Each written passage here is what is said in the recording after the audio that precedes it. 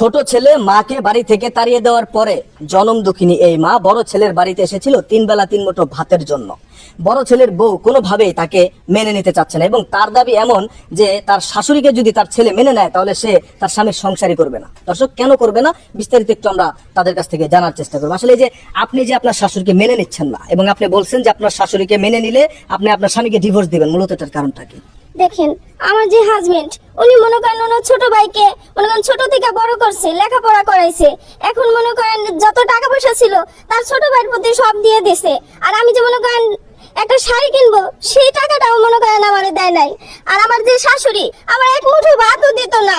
এই বাচ্চাটা পেটে যখন আসলো তখন মনে করেন আমার ঘাট ধাক্কা দিয়ে আমার শাশুড়ি ঘর থেকে আমাকে বের করে দিছে। তারপরে কি করবো, এখন দেখেছে এই শাশুড়ির জন্য এখন এই ভাঙ্গা ঘরে আমার থাকতে হয়। মানে মূলত বিষয়টা হচ্ছে যে আপনার শাশুড়ি আপনাদেরকে বাড়ি থেকে বের করে দিয়েছিল। ভাই, আমরা একটু আপনার কাছ থেকে জানতে চাই যে আপনার মা আসছে আপনার বাড়িতে তো 3 বেলা 3 মুঠো ভাতের জন্য, আপনি আপনার বউ যে কথাগুলো বলছে এগুলো কি আসলে যুক্তিসঙ্গত? আসলে এটা আমার ভাগ্য। আব্বা মারা যাওয়ার পরে ভাই আমার ছোট ছিল, মারে নিয়ে আব্বারে আমার ভাইটারে নিয়ে আমি পরের বারে কাজ করছি, কাগজ টুকাইছি, বোতল টুকাইছি, বাইরের লেখাপড়া করাইয়া আমি অফিসার বানাইছি। বানানোর পরে ভাই সন্তান হয়ে গেল, ভাই আর ছোট ভাই বোন কুকুর দেশে মা আমার ভাই করে দিল। ভাই করে দেওয়ার পর আমার এই মাসুম বাচ্চাটা নিয়ে আমার বউটারে নিয়ে কান্না করবেন আপনি। আমি রাস্তায় ঘুরছি।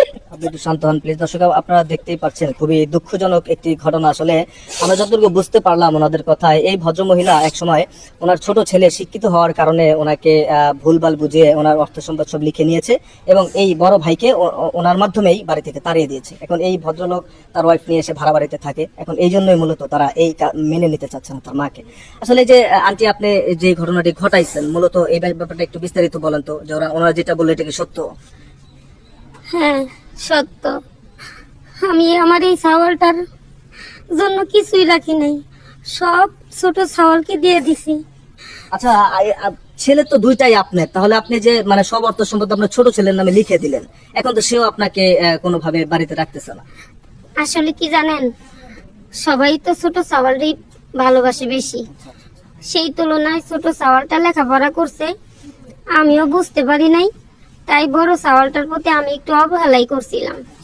এখন যে বড় বউ আমার প্রতি অবহেলা করতেছে, এটা করা ঠিক আছে, কারণ আমার এখন রাস্তায় নামা ছাড়ার কোনো পথ নাই। মূলত আপনার ছোট ছেলে আপনাকে বাড়ি থেকে বের করে দিল কেন?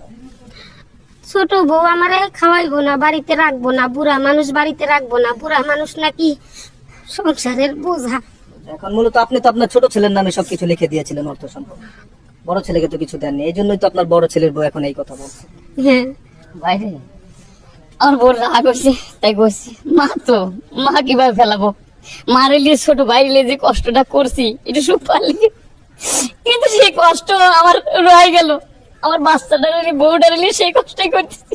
আসলে সবাই কপাল ভাই। কান্না করবেন না, শান্ত হন। আমার কিন্তু মা ছিল না, আমি ভাবছিলাম হয়তো সে আমার মা হয়ে থাকবে, কিন্তু উনি আমার সাথে এরকম ভাবে আমাকে অত্যাচার করছে, আমার বাচ্চাটা মনে করেন সেখানে করে রাখতে পারিনি।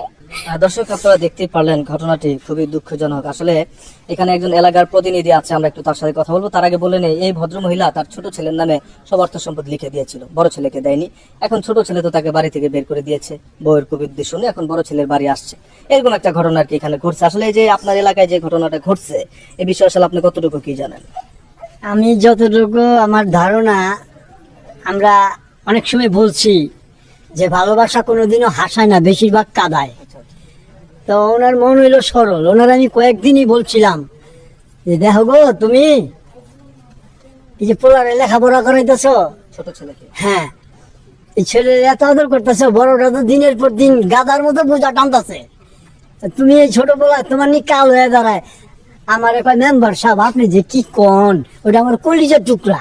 এখন তো সেই ছোট ছেলে ওনাকে আজকে হ্যাঁ, আজকে ওই বেশি ভালোবাসা ওনার জন্য কালো হয়ে দাঁড়াইছে। এখন ওনার বড় ছেলের বউ যে ওনাকে মেনে নিতে চাচ্ছে না, শাশুড়িকে বাড়িতে উঠাইতে চাচ্ছে না, এই বিষয়ে আসলে আপনি কি বলবেন? এই বিষয়ে আমি বলতেছি এটা ঠিক আছে, ওনার প্রাপ্য এটা, একদিক থেকে হ্যাঁ ওনার প্রাপ্য।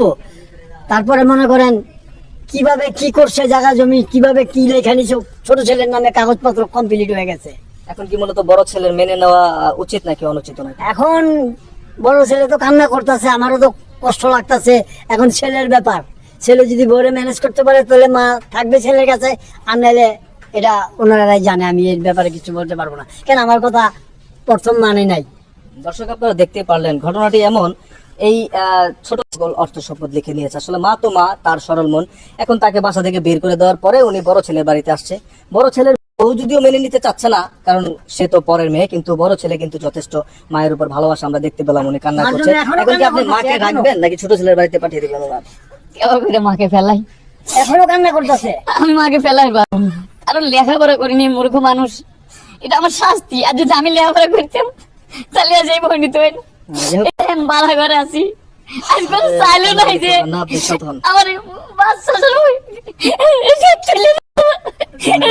আপনারা দেখতে পারলেন খুবই দুঃখজনক বিষয়টা। আসলে এরকম ঘটনা আমাদের দেশে কিন্তু অনেক ঘটছে, যে ছেলের বউ ছেলেকে কুবুদ্ধি দিয়ে, কুপরামর্শ দিয়ে, বা সেই ছেলেরাও ছেলেদের বউয়ের কুপরামর্শ শুনে মায়েদের উপর অত্যাচার করে, বাবা মাকে বাড়ি থেকে বের করে দেয়, বাবা মাকে খাওয়ান পরন দেয় না। তো এখানে আমরা একটু শেষ করি। হ্যাঁ, তো বিষয়টা হচ্ছে এই শেষ পর্যন্ত এই মা কিন্তু আবার বড় ছেলের বাড়িতে আসছে। আসলে এটা শুধু ছোট ছেলেদের ক্ষেত্রে হবে ব্যাপারটা এমন না, বড় ছেলেদের ক্ষেত্রে হতে পারে। তো আপনারা একটা জিনিস চিন্তা করেন যে দুনিয়া কখনোই চিরস্থায়ী না। যদিও এটা আপনাদের বোঝানোর স্বার্থে আমরা একটা ভিডিও তৈরি করেছি, বাট দুনিয়াটা কখনোই চিরস্থায়ী না। আপনার সবাইকে একদিন একটা জায়গায় যেতে হবে, হিসাব দিতে হবে, হিসাব আছে, নিকাশ আছে। মায়ের উপর এরকম অত্যাচার করে মাকে বাড়ি থেকে বের করে দিলে যে খুব বড় লোক হওয়া যায়, বড় হওয়া যায়, সুখে শান্তিতে থাকা যায়, ব্যাপারটা কিন্তু মোটেও এরকম না।